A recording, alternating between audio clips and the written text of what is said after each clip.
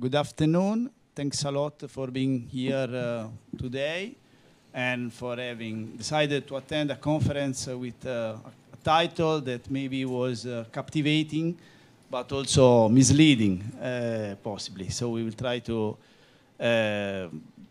explain as soon as possible what it's about for those of you that don't know exactly what we will discuss. Many thanks to the GEM organizers for having given us this possibility to talk to you today, and also to the students that are helping us with this work, and also to you, those that are here and those that are following from afar through streaming.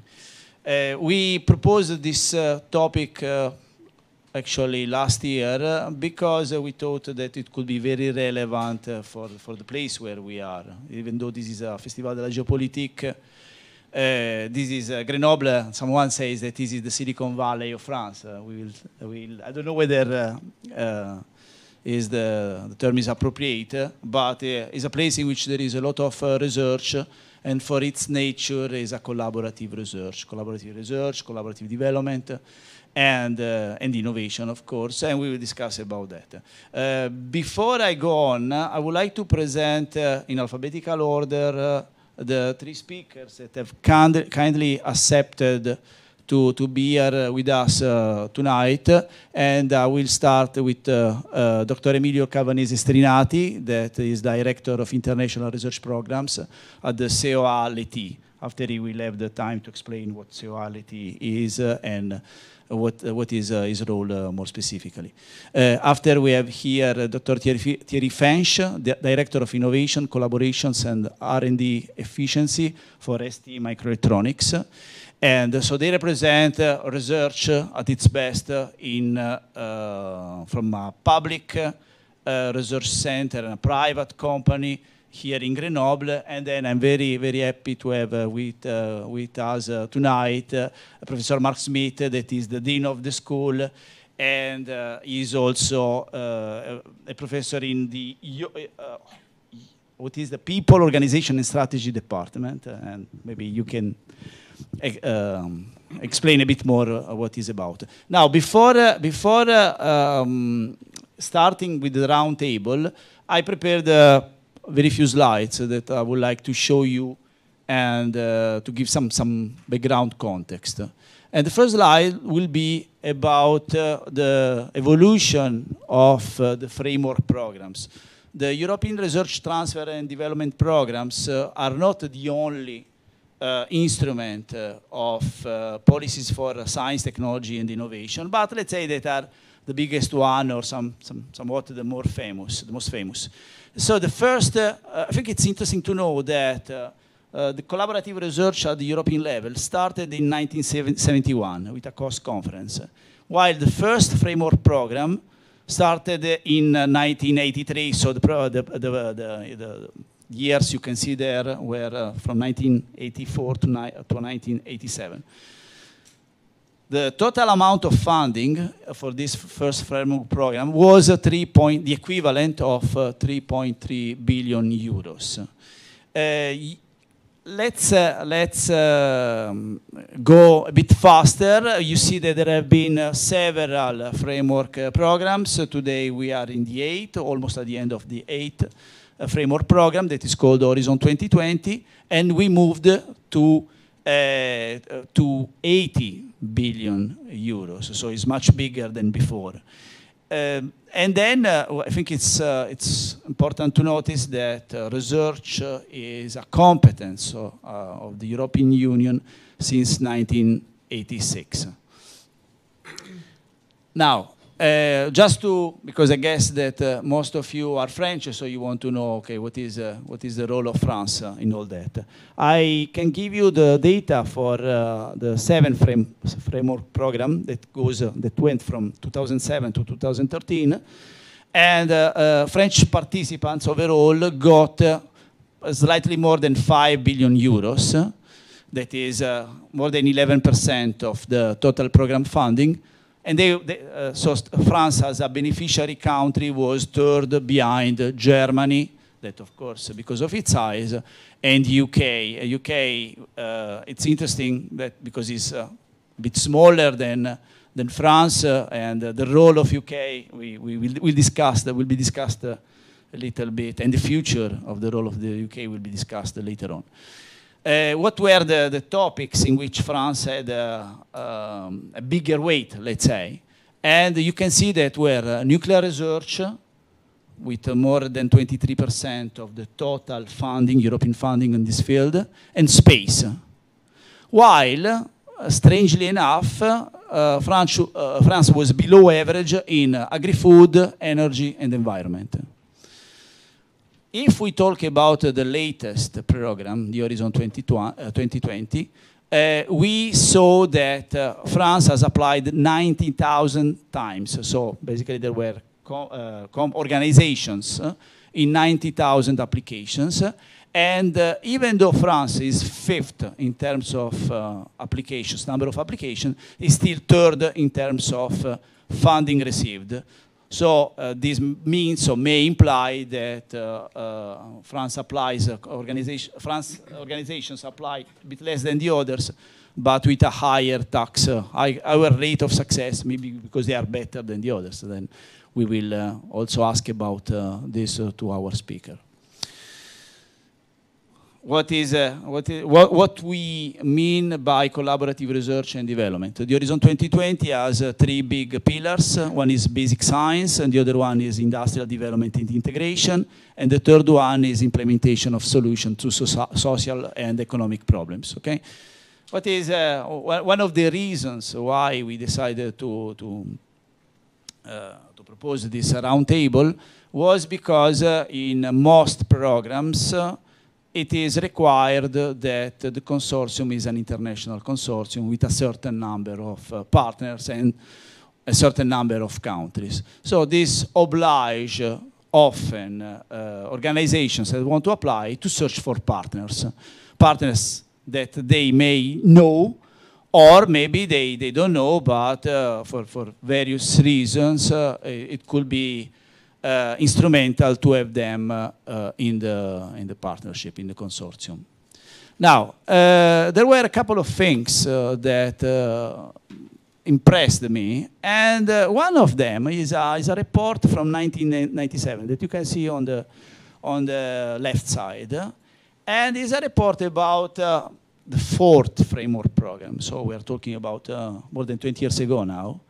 And this report said European Union framework program of research and development is not fulfilling its promise. It lacks focus and is underachieving. Now, I have to say that I've been involved several times in projects, and I've not always been very, very happy with the results. And I had some difficulties in understanding why the project officer that often manage for the Commission these projects were not able to do a better job. And then I crossed this other paper by 2001, and this paper says that ESPRIT is a program, was a program on information and communication technologies that now has been replaced by IST program.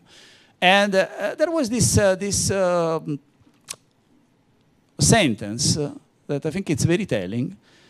So ESPRIT has always been a political construct in which innovation theory and even technology itself are subservient to political ends.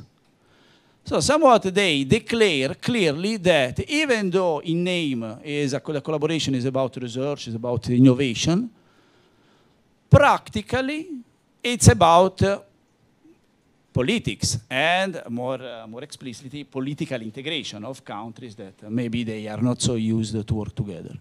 So I put there a sort of provocatory title: are this program designed for moderate success? So it's not even asked to be successful. I think hopefully I'm provoking you with these questions, so I will go quickly to my last slide. That is, a question, no? A questions that we will try to debate along this round table. First one, is it legitimate to foster political integration through forced collaboration in a strategic area such as research and development? And if so, are there trade-offs between excellence and inclusiveness? Because either you search for one or you search for the other. And how you citizens, taxpayers, can be sure that funds are spent effectively and not just for political ends that they haven't voted for. So this is my introduction, and maybe I can start now asking our speakers in the order that they prefer. I don't know whether still in alphabetical order or to tell about, start presenting their company and their experience, their company organization and their experience with the European project, so we have a bit of context also for them. And maybe you should take a microphone. Yeah. Okay. Okay. Maybe Thierry can start and then. Okay, if you want. Okay. Thank you, Michele. Thank you very much. So I'm working with ST Microelectronics. So I manage innovation, and we are a European company. Very, very important. So ST Microelectronics, this is 46,000 employees all around the world, but mainly concentrated in France and Italy. We have around 10,000 employees in France and 10,000 employees in Italy. And we are 6,000 around Grenoble. We have a big, I would say, research center, development center in Grenoble, 2,000 people. And then we have a plant, but also, I would say, silicon development center, technology development center in Ecole. So 6,000. We are the first private employer of Isère. And now we are definitely the first European microelectronic manufacturer. And we should be about the 5th or the 6th worldwide. So we are a European company. And even we can say we are the South European company with our main plant in France and in Europe. In fact, we are producing 60% of our product between France and Italy, and we are exporting 95% of what we are producing. So I think it's a very good model. Microelectronics is very costly. You have to invest a lot of money. Some machines in our plant, there are tens of millions of euros. And so it's capital intensive. So when public offices are helping us, we don't say no. And in fact, our competitors in some other area, like in China, like in Korea, they are heavily helped by their government. So for us, it's a process we use and a constant discussion we have with the public offices. So that's about the funding. Then collaboration. So we have been always collaborating. Locally, we have been always collaborating with the CEA. And in fact, we are still heavily collaborating. Different kind of collaboration. Bilateral collaboration. Collaboration through institutes like IRT. I was just before this meeting in IRT. And also European program. So we have all this panel of tools that can help us to lead our R&D. But this is really because we are also a strategic industry. So what are we doing in ST? We are doing all the chips you will find, for example, in all the connected objects. You don't know it, but 30% maybe of the electronic in your phone is coming from ST and has been designed around here. Your phone is assembled in China, but what is inside, really the value has been developed here. So we are a high-tech company. Even in your car, you can have several hundred of ST components inside your car, you don't know. Even in your coffee maker, you will find a product from ST. So we are not visible directly, but we are behind, but we are in many applications. Our production, I have the number for 2017, was 30 billion devices. So it's like 85 million devices per day. So you can see what kind of supply chain we have with our manufacturing center. In France, we have a lot of R&D. On the 46,000 people, we have 7,400 people working in R&D. We are investing 50% of revenues each year in R&D. If you have seen our plant in Ecole, you have seen we are making extensions because we are in a very good period. Semiconductor is, fluctuating on waves. Now we are in a good period. We had a growth of 20% in 2017, and we had 16% last year, almost 16% last year. So this is a good time. We are hiring a lot. Last year we hired 200 operators and 200 engineers locally. So this is a very good time, and I will okay. I think okay. I will come back to the collaboration after. Yes. Okay, so I work for CEA-LETI in particular. So okay, CEA. CEA is a French company, actually a French technological research center, founded just after the Second World War, and the first aim was to work on nuclear power, but then actually evolved. There are many branches. We have 16,000 researchers, which actually for a research center is quite a number. And in particular, I work in a branch which actually is microelectronics, LETI, and we are about 2,000 people.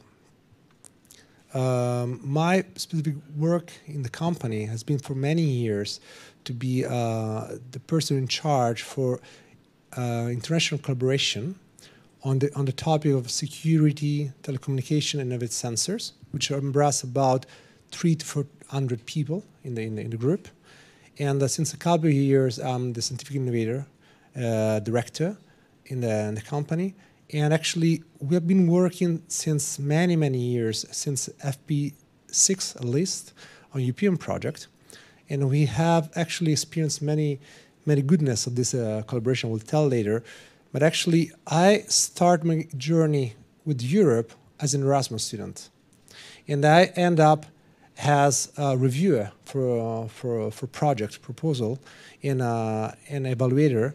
And I would say that actually, I will tell later, but it's really interesting journey for myself, for my group, and I would say also for Europe. Okay. Hi, my name is Mark Smith. So I'm Dean of Faculty, as Michele said. I'm also Professor of HRM in the Department of People, Organisation, Society. I think I'm here for two reasons. Firstly, since the early 90s, I've worked on many European projects, but not in the domains of my neighbours. I've been working mainly on social issues.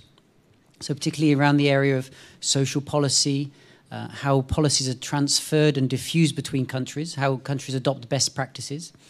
It took a focus on gender equality and how that is one of the competencies of the European Union. So that's been a kind of common theme through different projects. And I've worked on, I just joined at the start of an end of an FP5 project, and then I worked on FP6 and FP7 and various other projects for the EU as well. With my other hat as being in charge of the academics here in Grenoble Ecole de Management, we have many ongoing European funded projects as well, based around technologies but also around social issues. So, for example, around the individual's use of energy. And the European Union is particularly interested in that, both for the use of technology, but also in terms of dealing and combating climate change. How do customers respond to changes in technology and impulsions to change their behavior? So I've seen European projects from different sides as a researcher, as somebody who's led projects, but also somebody who works with academics who are now working on those projects themselves.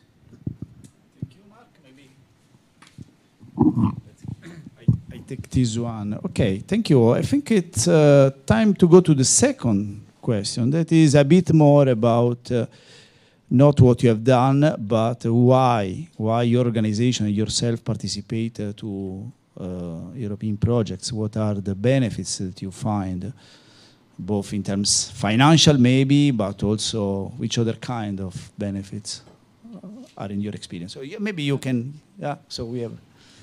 So the why and the what. For the why, you may have guessed I'm British, and as Michele's statistics showed, the British universities, British research institutes are very successful at gaining resources from these European funded projects. So I started at Manchester University, and there we were very active in applying for and succeeding in gaining research funding. So it was a kind of a driver strategy of the university to leverage research funding from Europe for national research programs, for overlaps with existing national funding, but also as a way to bring in new researchers and have greater research output at the university level. So I think we might come to Brexit later on, but I think this is a very interesting topic now in the UK, because we say research-led universities.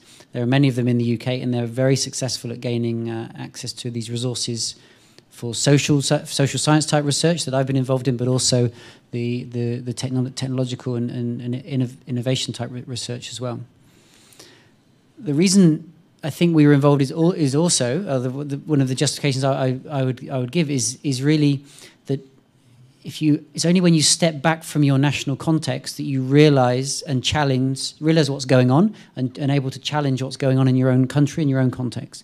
Those things you take for granted, whether it's how you do innovation or whether it's how you organize the labor market, which is my interests, you only see that when you stand back. And so through comparative research, it's almost like a tool to do that, because you can say, how does this happen in country A compared to country B?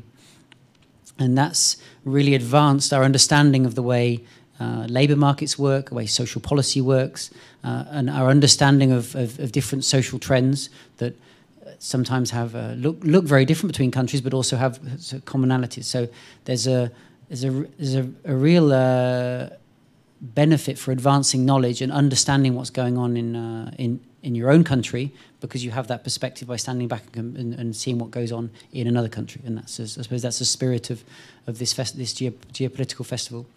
And I suppose the third thing I'd say is just there's an opportunity for exchanging on methodologies and ways of doing research that help us advance the European level research, because there's often in management and social sciences there's a leading edge in the United States, and it's important to challenge that because there's a certain perspective, and having a European notion of research and what responsibility means for organizations, for example, is particularly important. Maybe perhaps that's a political with a small p agenda, but I think, but in terms of a pluralist society, having that debate, I think, is particularly important. Thank you. So the why, what's actually is a complex answer. There are many why. I would say the first one, maybe not in order of priority, is actually we are a research center, so we need to conceive 5 to 20 years in advance the future technology. To give an example, some of you already heard about 3G, 4G. Some of you heard about 5G. We're working on 6G at the end. So we're really working on things that will never appear before 2030. So how you do that? You can have smart people in your company thinking about solutions. But at the end, if you stay in a closed loop, you actually don't feed the people in the right way. So first reason is collaboration is actually important because you learn from the others. You learn also teaching to the others. Second point, actually, when you collaborate, it's kind of competition anyway. And getting competition in a system, actually you also get goodness of your people, because people start trying to be better, try to advance and learn more. So you actually compare with the others, and comparing with the others also you learn. And when you eventually set up a team, win a project, win a context and so on, you learn with different attitude of people, different type of management, different way of finding a solution, comparing, benchmarking your solution with solution of others on the same country or different country, and then your group grabs actually in the competence and so on. Just to give a number, again, we are about 16,000 people in my company, and we already reached more 1 million people we have collaborated through these projects. So it's a completely another kind of number. It's another kind of stimulus you have with the people. The other thing also for the people in the company is good, because at the end, you are somehow giving them the opportunity to have another kind of experience. They're working for the company, they work in the office, but also experience something outside. They learn something more in another way that you're not able to exchange with them, because there's another way of speaking, of thinking, or challenging them that you cannot give as your structure management. And but there are many other reasons. One reason also, because when you have to do research, you take a risk. And now when you have to take a risk and put a budget, it's tough. So if you find a political framework where actually focus on a challenge and give you the opportunity with a budget, then actually you can, with your group and your ecosystem, where you build together a project, go in a risk, limiting your risk. There are many other reasons, but I will let to... Okay, so what I was telling you is that our industry is strategic and capital intensive. It means it's very expensive. So there are some ways by this collaboration in order to share the projects and be complementary, and so build together can be at a better price. We are not collaborating only with Europe. Of course, we are collaborating with ecosystem in Singapore, US, Asia, Korea. So, but in Europe, we have several. So I will talk about collaboration for technology, electronic, microelectronics. So if you look at Europe, we have several ecosystems. There is here, Grenoble. There is Netherlands with Leuven. There is Dresde in Germany, and there is around Milano. And in order to get some synergy inside Europe, all this has to work together. So most of the huge plan we have with Europe, they are involving these different ecosystems. So it goes even further. We are structuring this ecosystem. For example, we are developing a new electronic process here in Ecole, but we want Dresde to use it, and so we will collaborate in order to have this pervasion of our technology. Maybe it's not necessary several actors develop the same technology. Maybe we can collaborate and then have a licensing agreement. So it's good for us to optimize the cost. I was talking about funding. Funding coming from the Europe for a group like us. I had the question. It's I mean, you will get a fund for 20% of the expense on the project. All the rest of it is invested privately by the company. So it's not like we are fully paid. But what is very important is when we are working, for example, in Grenoble, we are this situation, we are the leader of the project, but for example, COLETTI or one lab in the university is working with us, and they can be funded at 100%. So when we are participating and making consortium local and European, it's not only good for us, it's good for all the research which is around us that we are helping to put together a project. It has been really the case. Maybe you heard about Nano 2017. It was a state program. And just this day, now it has been agreed, the big European program, IPCEI, for microelectronics. And there are 29 partners over 4 countries in Europe, showing the ecosystem. And in France, we have more than 70 partners going from small companies, research lab, that will benefit of all this flux of funding in order to help them to do their research. The money is not given like that. Huh? This has to be something, this is justified by the risk. You take the risk to do something you should not have done without going inside this project.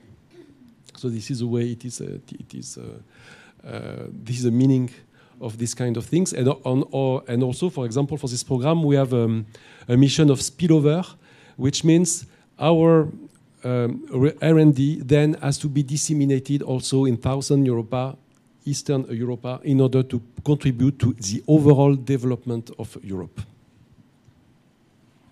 Thank you, Thierry. I have a sort of political question now, because of course organizations like yours will be able to finance your research and development even without European funds. But maybe smaller organizations, they really need these European funds in order to do their research. At the same time, we know that the budget, the national budget devoted to research and development varies across the countries, the EU 27, 28 countries. And there are countries that mostly are abdicating the role of having a national policy for science and technology to the European funds. Do you think that this can be negative in the long run, or somewhat it's good that there is this integration? Because again, the Festival de la Géopolitique is called Union ou Désunion Européenne. But how is possible to think about going back to the national states when the national states are not able to have any more as a national science and technology policy? So maybe I start, I don't know. Because I saw a concern, I can say, possibly in Italy, public funds for research are declining, and there is an increasing reliance on European funds. Is this good? Is this bad? Maybe Emilio can start this time. Yeah, so from a point of view, it depends which is the view you have on the problem. Because think about Europe. You can tell, why we have to spend money on countries that don't have any track on research and innovation and so on, and why we don't concentrate the 2, 3, 4 countries that have really a pillar for that. But if you see from a more global scale, Europe is competing with China, US, and so on. So actually we need a critical mass. So leveraging knowledge from countries where maybe there's not a culture yet, but if you can raise the average level, then actually you have a much larger number of people, intelligence and brains that can bring innovation to Europe. So if you think Europe as Europe, not anymore like in the 18th century, 19th century, like a nation and so on, but as Europe, it's very important to rise up the level, because we are not having anymore the fight between France, Germany, Italy, Greece. We have the fight, the real fight is between Europe and other areas in the world where actually the critical mass, the knowledge critical mass is very large.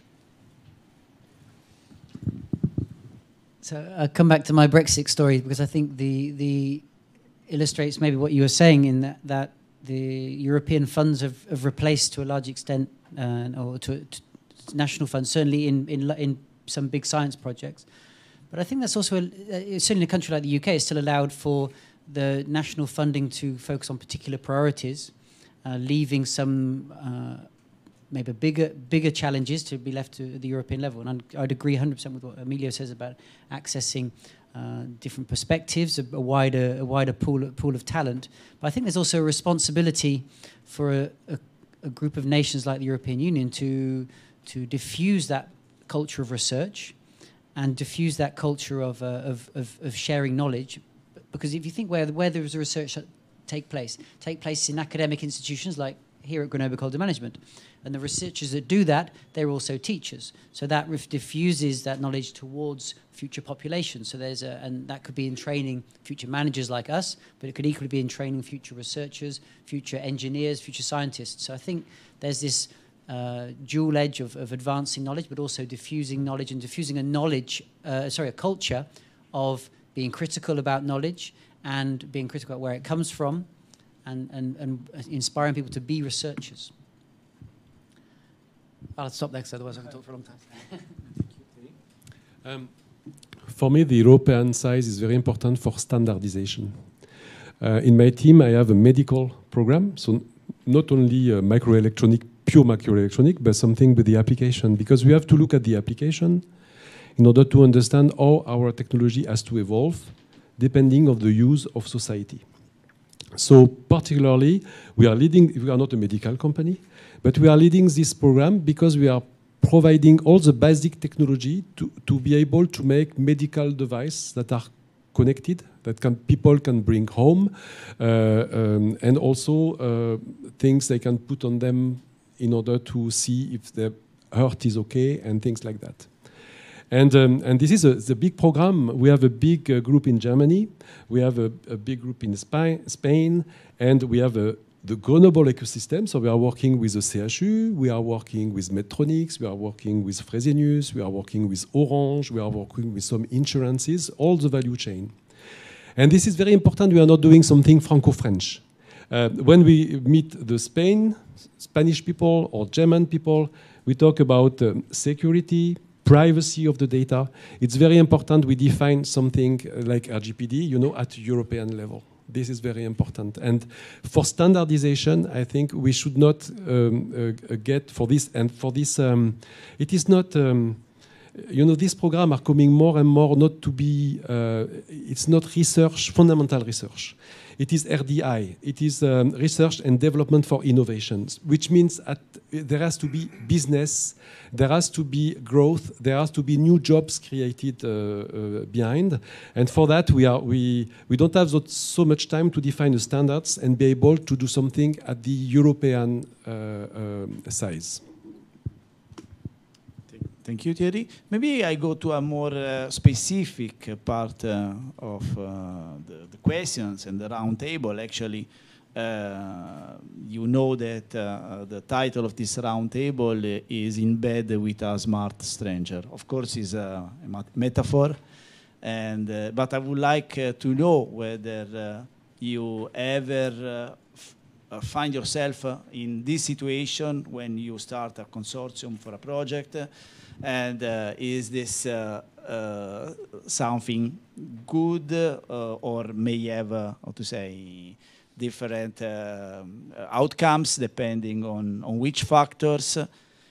So I would like really to start discussing the mechanisms that somewhat today are present in these framework programs.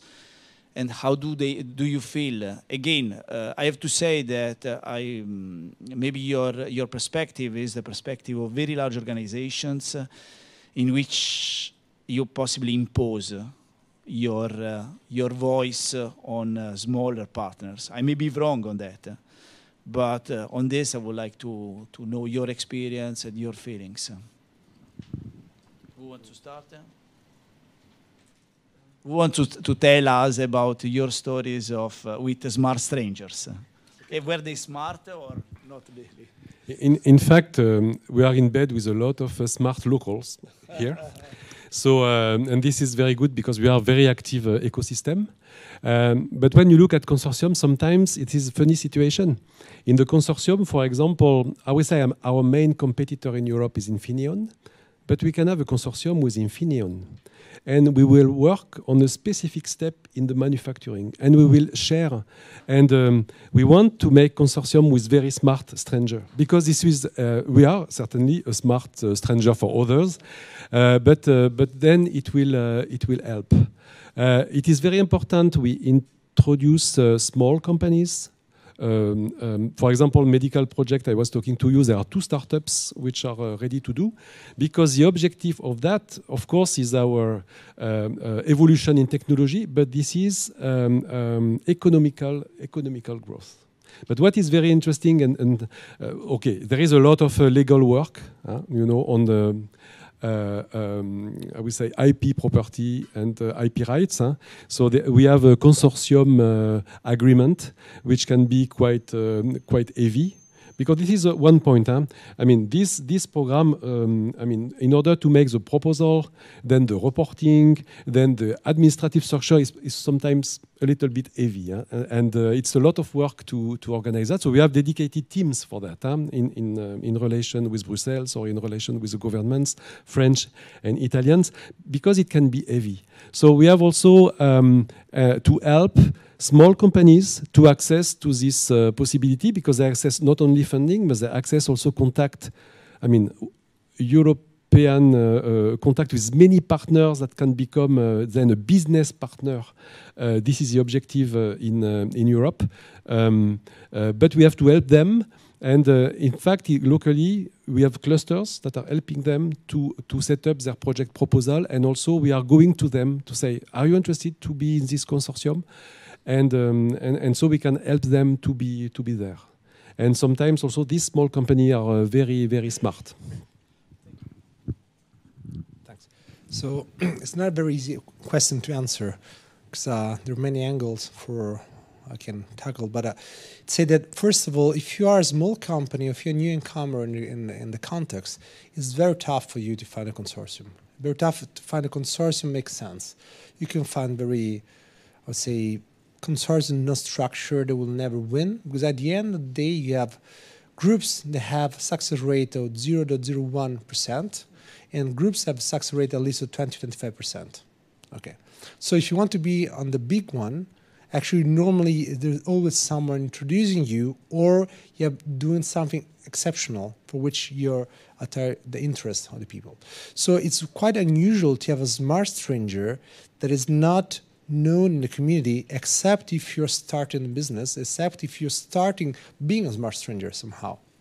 So at the end, okay, my company has kind of quite experience in European projects, so we are in a position most of the time either to building a consortium or suggesting a consortium or having an idea about the partner. But in any case, if someone is working in the community and there's a track, you can see who is, so it's not a stranger.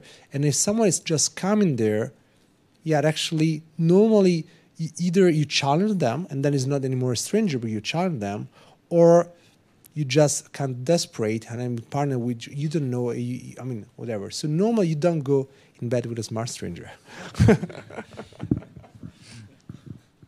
So I've been involved in projects where there's been 27 or 28 partners, so there has to be one from every country. And I've been involved with projects where there's maybe 10 partners, but they have the consortium has had to have a certain mix of new, we stopped calling now new and old member states, but the member states pre-2005 and after 2005. I think I'd say there's always a certain heterogeneity among your partners, and some are more smart than others, but not necessarily the way you think. You have surprises. So there are surprises both because there are particularly innovative people or innovative research teams that are from a country that you know nothing about, or a research institute you know nothing about, and bring a new angle on a particular topic. And the second thing, there are surprises that you learn about countries that you go, well, why have we got... I always pick on Luxembourg, okay? Because why have we got Luxembourg on in this project? But we had to have all 27 or all 28. But then you learn about the problems from a different angle. So one thing that maybe we don't know about Luxembourg, or you don't know about Luxembourg, is there are many, many cross-border workers who live in one country and work in Luxembourg. And if you're interested, like I am, in terms of labour market policies, what labour market policies apply? What social protection rules apply? How do you manage those people for their retirement, for their training, for their education? Who's responsible for those things? So this small country that's very wealthy, and maybe we think, well, why have we have somebody representing that country, gives us a unique angle on a particular problem. Equally, we had one of the last projects I was involved in was about the youth unemployment crisis, and we were looking at some of the countries from the former East in the Baltic countries. They present a particular angle on the issue where many of their young people have gone overseas. They work in Ireland or the UK, etc. And that presents a whole new problem for countries that host those young people who now work in bars in Dublin or doing something else and maybe then settle down. But equally, what's happened to the young people at home who are left? So there's always these surprises that come from both the people you work with, but also it presents a new light on a particular problem or a particular social challenge in my line of work that you may have only looked at from the perspective of a big country, the country that receives migrants, for example, or the country has a more standard youth unemployment problem. So I think there's winners and losers. There are some partnerships, some research results which are less interesting than others. But generally for me, it's always a positive, and always finding new sort of surprises that challenge our assumptions, which goes back to the comment I made earlier about looking at problems from many angles. For a small company, if you want to be visible, I think I said it, but you have to be part of a cluster. Like we have Minalogic. And in fact, a company which is in Minalogic, which is a pôle de compétitivité in France, so it's a cluster. There are some events. They can show what values I bring, and then they can be contacted to be part of a consortium. in ST, we are building the consortium. We go to a brokerage event. Brokerage event, it is where the organisms are proposing project calls, and then we go with some project proposals. But of course, these project proposals, we spend time with people and we spend time to build a consortium. There are many, depending also, you can be in Tenerdis if you are in the energy. There are also the KIC, which are also some organisms that will help you to become visible in order to be attracted as a partner in a European project. So you have to be visible. For example, this is a Gorgi Timing, maybe you know. We met them, or Fresenius, we met them in a Minalogic event, and then they became partner in several projects with us. Thank you, Thierry. Sorry if I insist a bit on that, because my experience is sometimes that you look for partners at the last minute because there is a requirement to be filled. And again, of course, maybe in your case, you are the center of hubs that are already very, very large, so you don't have this difficulty in finding partners. But I wonder whether sometimes you will prefer, you mentioned before Infineon, you like maybe to work only with your peers at your level, and you have to be distracted, maybe in your case, I don't know whether by the hospital in Luxembourg, that of course can provide a different point of view, but at that moment, I don't know whether this is more serendipity or you create a device, let's say, for opening your perspective. So I don't know whether in your experience you ever felt, you or the projects that you have participated, you know about, ever felt obliged to have a partnership that was bigger than what should have been in order to be effective in terms of delivery as technological advance. Who wants to take it? Okay. Not talking about technological advance, but I think there is sometimes you are forced to find other partners, but then I think it's important to think about the counterfactual. If you only made a network or a consortium with your three friends, then European funding would be just focused on Italy, France, and the UK, and there would be this increased gap between those friends that were there before and the new countries. So I think it's important to integrate new partners that may bring new perspectives, that may not necessarily bring new perspectives. I think one thing is important to note, at least in my experience, is when you have a consortium, the consortium is not fixed. You might have funding for 3 years or for 2 years or for longer. But whatever you committed to at the start evolves, and there's a kind of dynamism between different members of the consortium. So if somebody is not living up to their promises, they don't continue to get the same resources. Whereas maybe somebody who had few resources at the start, but actually turns out to be rather innovative or successful, or has a more interesting topic to develop, then it's possible to move resources around. So I think that allows for both focusing the resources on where there's value added from the consortium, but also to the consortium can live and breathe and learn, and so perhaps to take advantage of a larger number of members. But then if you have people who are redundant, those people then their weight and their in terms of the project also is reduced as well. But I would say on balance, from my experience, is having this large number of in the consortium is a positive. And if I think about just having this project with people you knew at the start, then what are we really going to find out if we only ever do the same thing over and over again with our same group of friends that we started with? Okay, for Jan, there are at least two types of contexts you have. Either you are the owner of the hotel and you have someone goes in bed with a stranger in your hotel, or you are a guest and have that experience.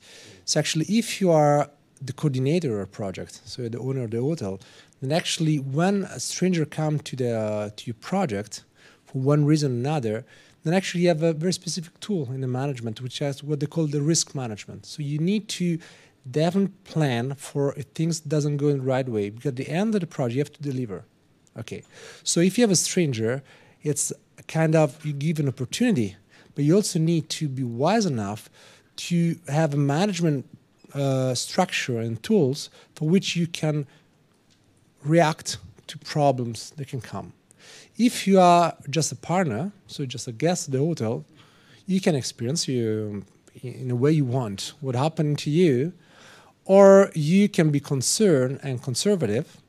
By the way, somehow the journey, for you, it's just a journey, you're not the captain in the boat.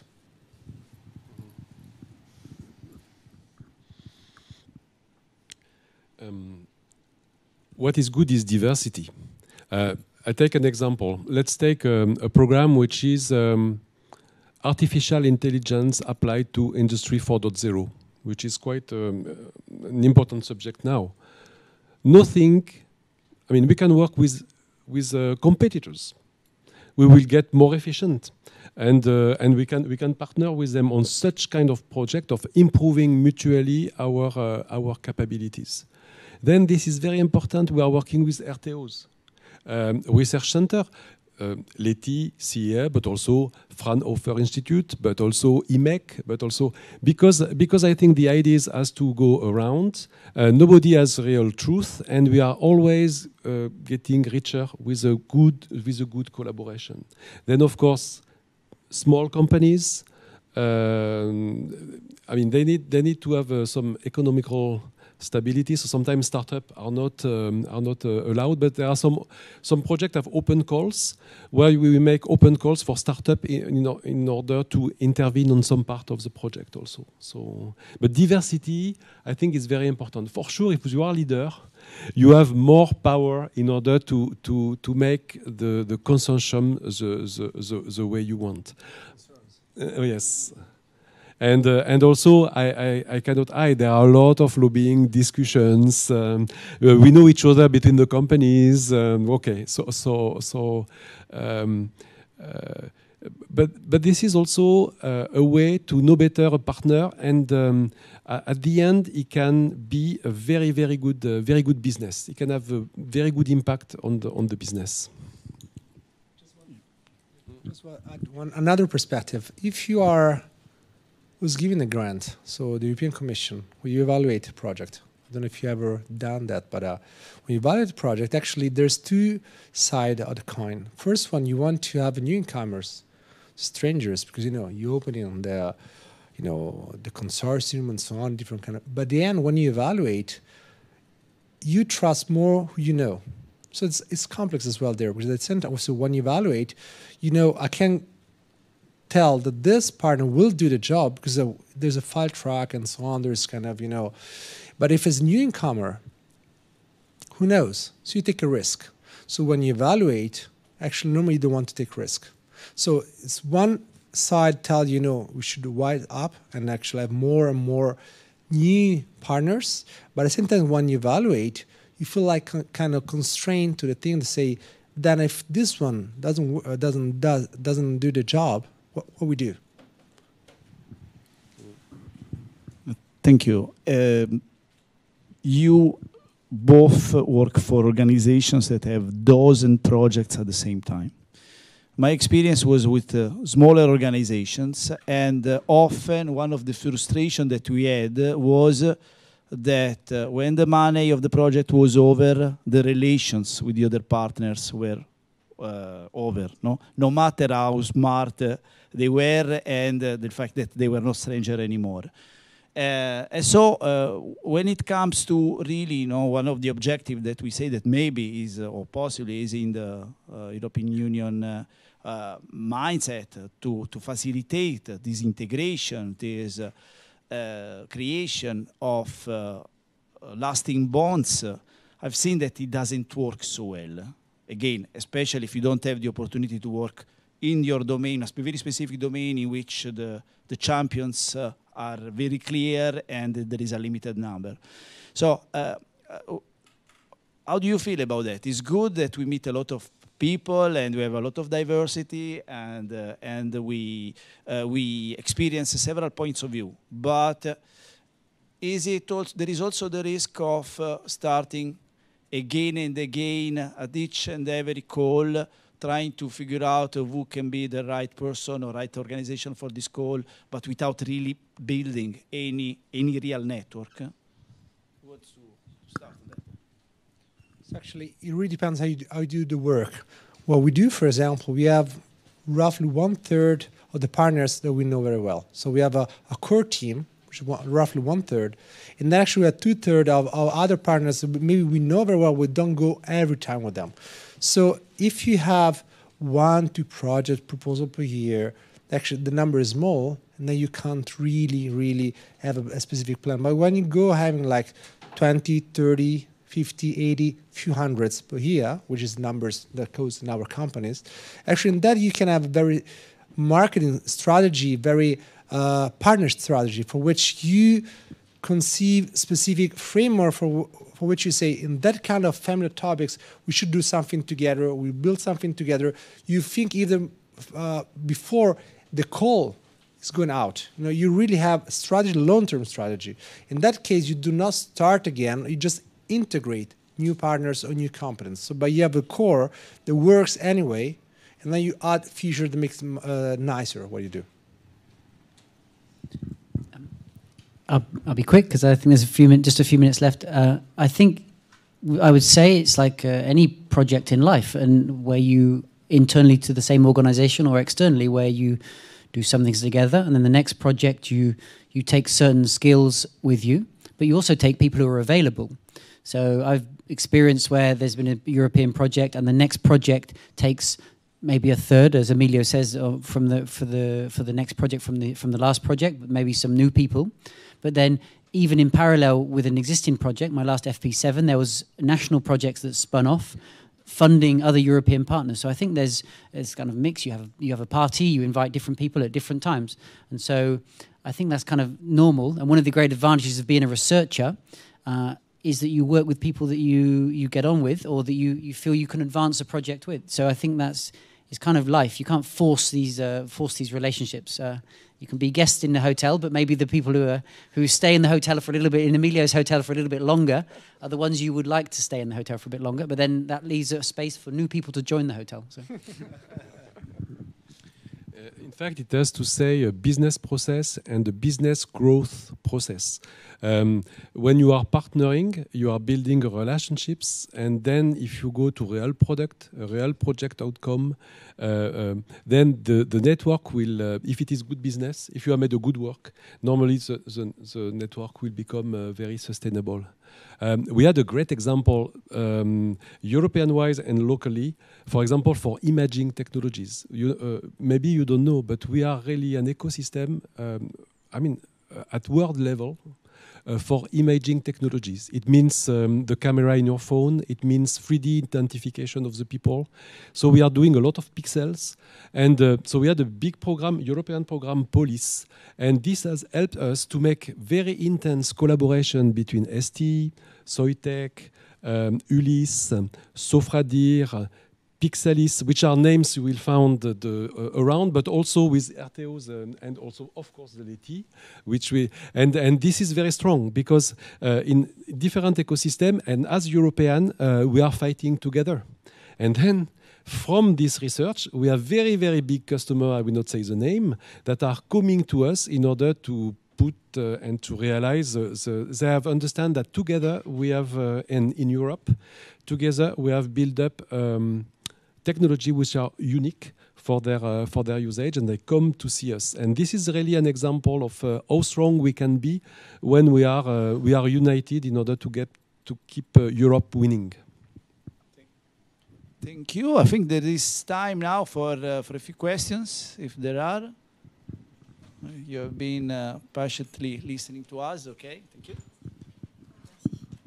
You can introduce briefly yourself. Yes, I'm Pamela. I'm doing an MBA here at Grenoble Ecole de Management. And I have a question on which criteria these hotel guests are evaluated in order to be eligible to enter the consortium. Well, when you are building a consortium, of course, you have a project theme. and then you are defining work packages.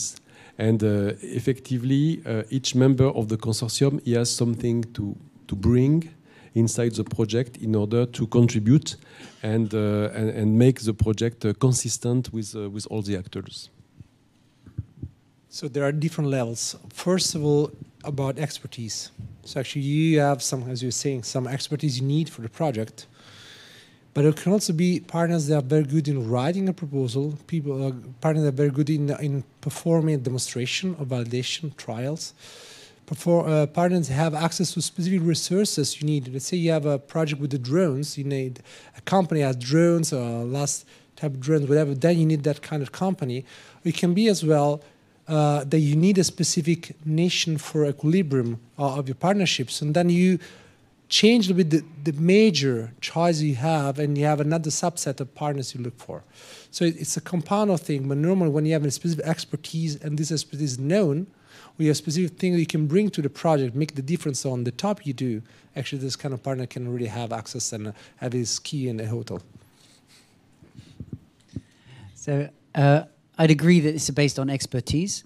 And as researchers, we look at how long people have been working in the area, how many publications they have, their experience of managing and delivering results from other projects, which is important. But I've seen in the time I've worked as a researcher on different European projects that definition of expertise has opened up slightly. So the last project I worked on, and I think in the case of many European projects now, there's a notion of impact.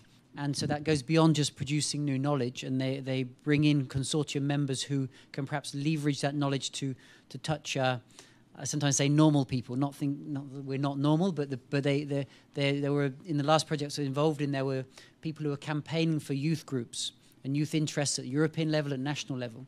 So they didn't necessarily get lots of resources, but they were included as a way to say, well, to share different outcomes, and really say, well, how can we actually help in the situation we were interested in was the youth unemployment crisis. And so I think that's interesting to say, to expand the definition of expertise for people who are NGOs in youth, but also researchers in youth or researchers on labour market policies, etc. So. Okay, I have experience with that. I mean, we can talk about the reviewers. Because when you make a proposal, it doesn't mean it will be accepted. So there is a board of reviewers. Sometimes there are people of your company in the reviewers. Sometimes there are people of your competitors. But this is really a big dissemination of ideas. But when there are reviewers, they have to be ethic. So they have to judge the value brought by your program. So which means we are very careful to build up a good consortium, and then we are very careful to build up a very good project proposal. In fact, there are many guidelines we have to follow, and particularly on the outcome or spillover or things, we have to be very careful. We are composing the right consortium concerning to that. Because when you are doing such a project, of course, you receive money from Europe or from the state, so you are under control. So we have this board of reviewers. And we have to prepare reporting to them, and so we are closely follow up to be sure the program is going on well. And on the consortium, you really want to analyze the motivation, because somebody which is not there to listen to what is happening and not contributing, which can happen, could be really an issue. Other question from the field? Okay. Hello, I'm Fidelis. I'm a prepper student in Paris. You stressed that within the framework of RDI, the EU could provide companies with some funds. So to the extent that the EU is the one providing, does it entitle you to share your advances, especially if they can serve medical purposes, or these funds not binding? I think your question is very much also about intellectual property rights, whether the results of the projects can be somewhat diffused or they are remain proprietary of the... Basically, does receiving funds from the EU entail you to share your advances, or these funds not binding Like, can you do everything you want with these funds, or do you necessarily have to share what you will have produced, for instance? Okay, there are the different way of doing, actually. There are two standard way of doing, which actually, one is more academic oriented, the other one is more industry oriented. So one in the academic means that actually everybody is free of using license on the joint intellectual property. And the other one is actually in the more industrial one, where actually you really need to ask the rights of the others, you need to do something out of the consortium. So, and then you have whatever you want in between, because it's a negotiation between partners. But normally, what happened that if you do something before the project, that's a pillar for what happened in the project, there's actually, it's your own intellectual property, then people have to pay a license for you. If you product something in the project and then you want to use for a purpose of research, it should be, most of the time, it's kind of free licensing, as far as you don't make money out of that. But when you start making money out of this intellectual property, then there are specific claims in the contract and depends about the negotiation.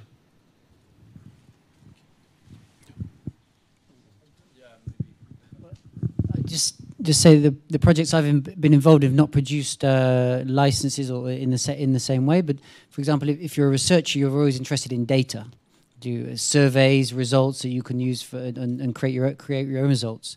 And one of the requirements now of many European projects is those surveys that may have been designed as part of the project are made available to everybody else. So the idea is dissemination and sharing. So it's maximizing the number of people who can use those results after you have perhaps first chance to analyze the surveys and do publish results, but then other people are encouraged to do the same.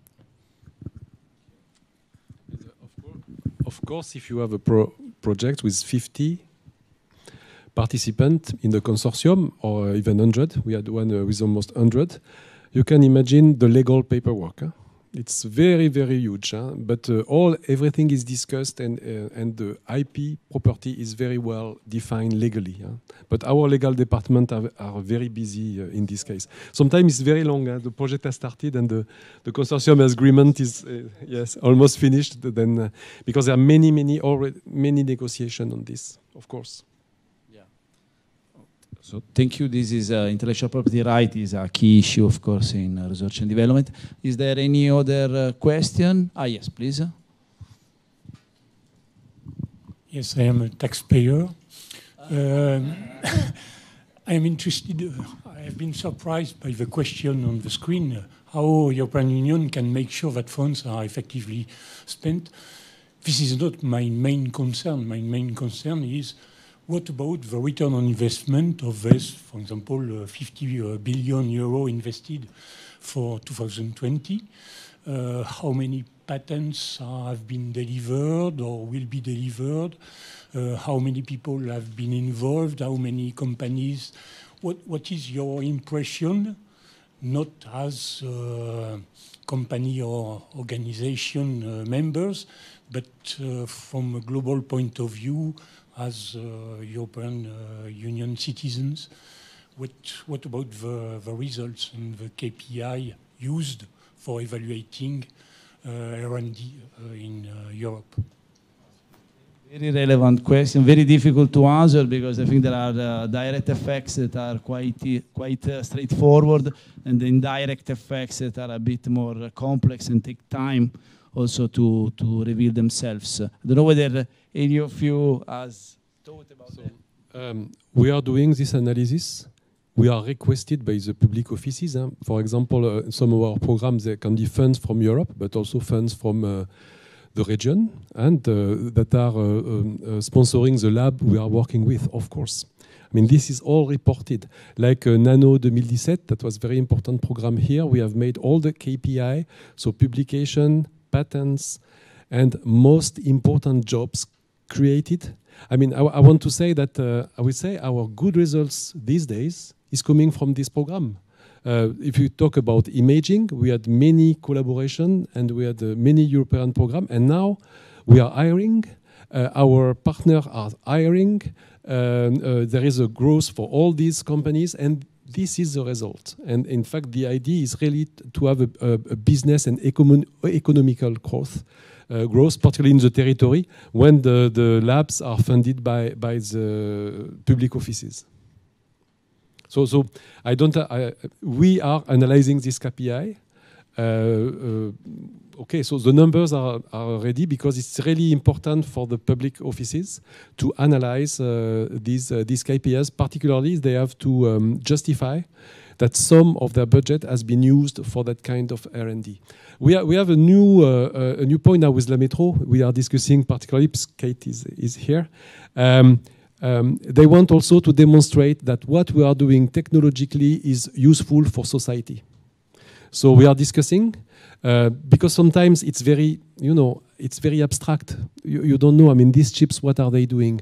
But if we show that we are using them to analyze the pollution, to take some measure for the mobility, and for some other process, it will become visible. It will make the technology better accepted, but we have to show that what the taxpayer is paying, what the citizen is paying, he has a return in terms of improving his life.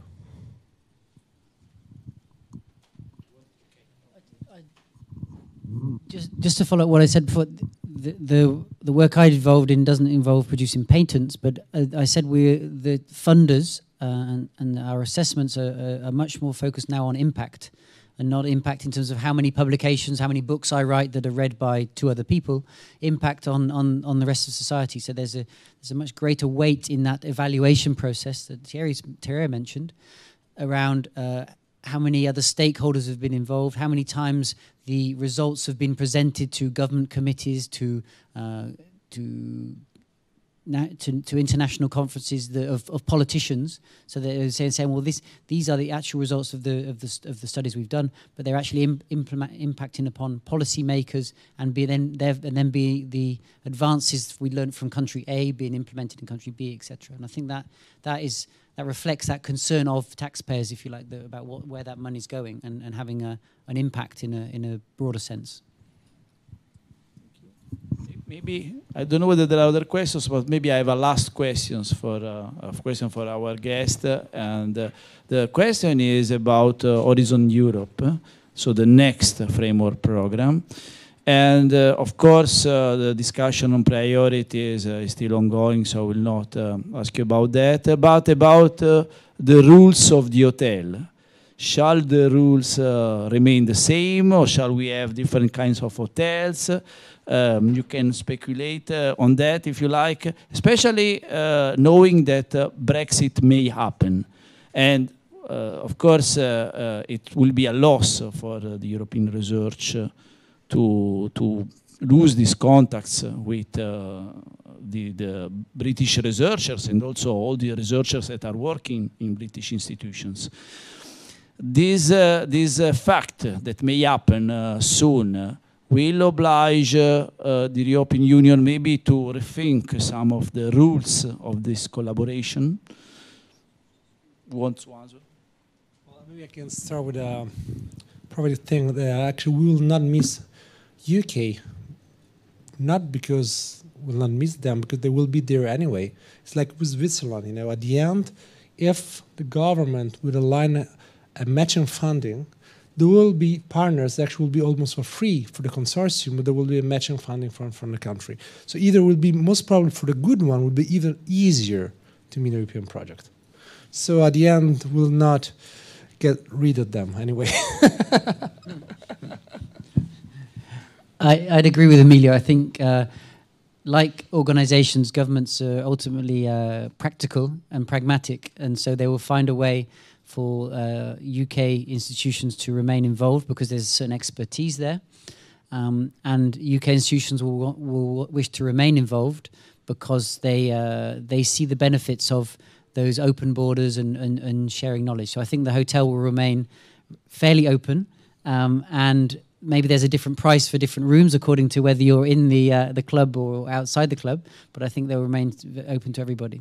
And I think if I can add, I think the hotels should also perhaps focus on major societal challenges, and I think that's what the European Union as a political project and as a project that brings people together will demonstrate its impact for taxpayers, for society, for knowledge in terms of addressing major societal challenges, whether that's climate change, whether that's inequalities, intergenerational inequalities. I think is a particularly interesting challenge for the future, whether that's access to technologies or access to health or access to security.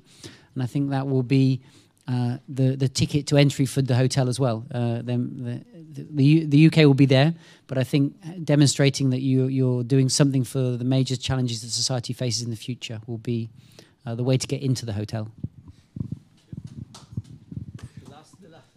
No, just to say that what is very important is that Europe is driving very important socially a project. They have social impact, environmental impact, silver economy. So this was the case for H 2020. I think it will be even more the case for Horizon Europe, where really this is to solve society issue. So I think environmental value will be very important. It means at that level we are not talking about I would say high power electronic. That will be below. It means if we have high power electronic, then we can make electric vehicles, then we can have less pollution and things like that. But at the top, there will be some environmental, societal values which are established, which will be pushed effectively and become a technological program afterwards. And this is, I think this is important to drive the technology globally that way. Thank you very much, Mark, Emilio, and Thierry. Thank you very much to you that have been participating in this activity. Thank you very much to the students, technicians, very, very good. The technology for this time didn't have any glitch. That is a surprise. And hopefully we will see each other again. We can continue the discussion also outside. I just greet the people that are possibly watching this event on streaming. And see you next year, hopefully. Thank you. Bye.